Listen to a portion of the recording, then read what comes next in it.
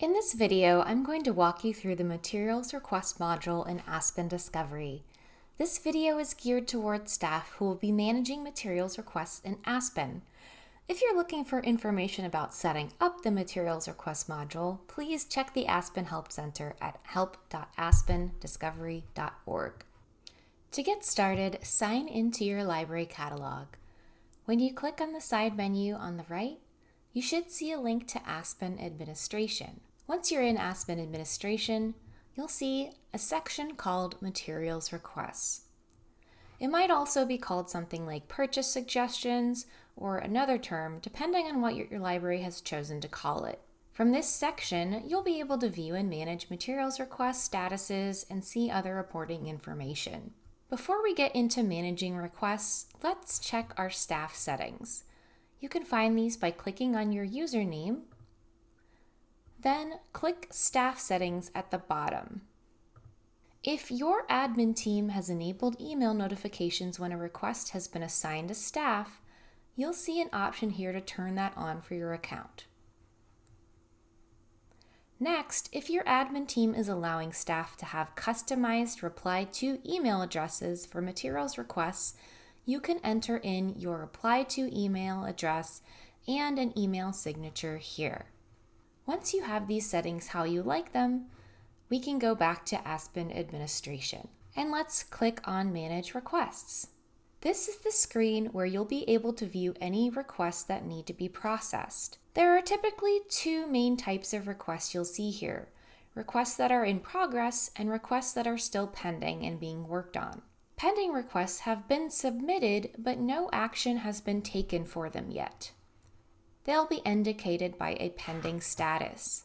Please keep in mind that Aspen Discovery is highly customizable, so the status labels you see here may not be the exact status labels your library has set up. At a glance on this screen, you'll be able to see information about open requests, such as the title, author, format, and patron information.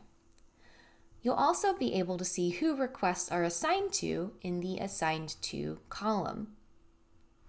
To see more details about any request, click the Details button. This will pop open a box with the full details from the form that the patron filled out. If I need to edit something about a request, I can click Update Request. This brings up a box with all the form fields, but they're editable this time, so you can make adjustments. For example, if they typed in the wrong title or got something else wrong, you can correct the information. If your library has enabled staff fields for the form, you can leave comments in the Staff Comments box. These comments will not be visible to the patron. It's for internal use only. Click Update Request again to save any changes.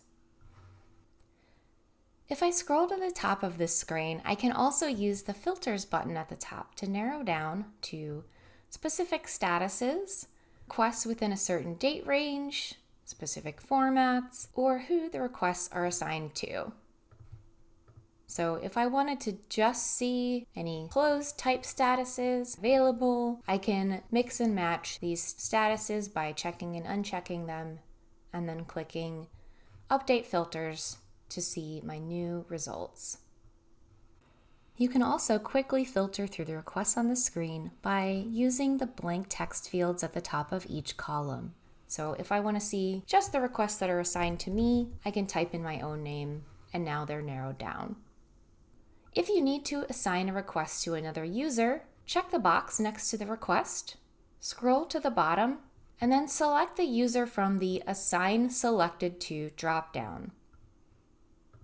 Then I'll click Assign Selected Requests. If you need to unassign a user, you can check the box next to the request and then select Unassign. As you're working through a request, you can change the status of a request to indicate to others and to the patron where the request is at in the process. Once again, the statuses you see in this video might not exactly match the statuses you see because each library has the ability to customize the statuses available for their request workflow. To modify the status for a request, first check the box next to that request. Select the status you want to assign the request from the dropdown, then click Update Selected Requests. Some statuses will automatically send an email to the patron once the status has been changed. If you have access to Manage Statuses, you'll be able to see which statuses generate emails by navigating to the Manage Status section.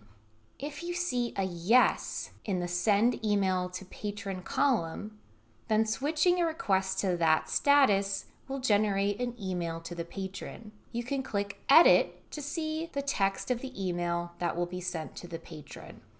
If you're assigned to the request and you change the status to a status that generates an email, it will send from your email address and include your email signature if you have those specified up in your staff settings, like we showed you towards the beginning of this video.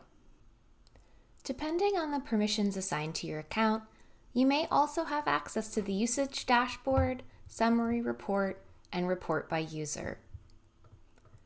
The usage dashboard allows you to see how many requests have been assigned to each status over time. Clicking on the little graph icon will take you into a graph view. The summary report also allows you to see request activity over time, and from here you can narrow it down to specific ranges of time and narrow down to specific statuses by clicking any statuses you want to remove from the graph. The Report by User section allows you to see request activity by user. Use the filters to narrow down to specific statuses. Now that we've gone through the Materials Request module, let's take a look at the patron side of things. Users can find their requests by going to their account and clicking on Materials Requests. Again, this link might be something else if your library has decided to label it differently. So this might say Purchase Suggestions or another term. Here, they'll be able to see a summary of how many yearly requests and active requests they have at any given time. They'll also see their open materials requests and will be able to see the status of those requests as they make their way through your process. If they want to see the full details of the request they submitted, they can click on the Details button, and that will bring up all the form information they filled out. Users will also be able to cancel requests that have not been worked on yet.